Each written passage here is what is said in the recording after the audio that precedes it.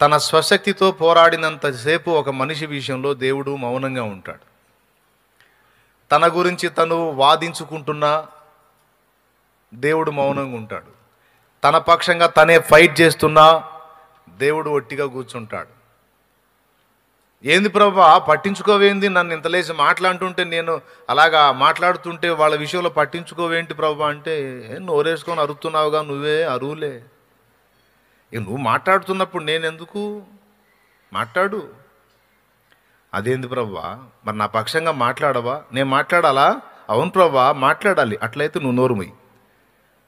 నేను నోరు మూస్తే అసలు మాట్లాడినారు ప్రభువా, నువ్వు నన్ను నమ్ముతున్నావా? నమ్ముతున్నాను. అట్లయితే నోరు మూయి. నోరు మూస్తే మరి ఇంకా వాళ్ళు ఆగరు. నేను చూసుకుంటాగా, నన్ను నమ్ముతున్నాను అన్నావుగా, నోరు మూయి, నేను చూసుకుంటా. నీ పక్షంగా నువ్వే పోరాడుతున్నావు, అందుకే నేను ఒట్టుకున్నా.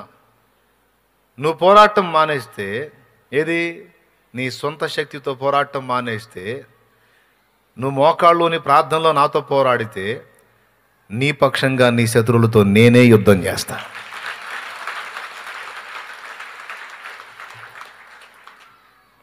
నేనే నీకు జయమిస్తా.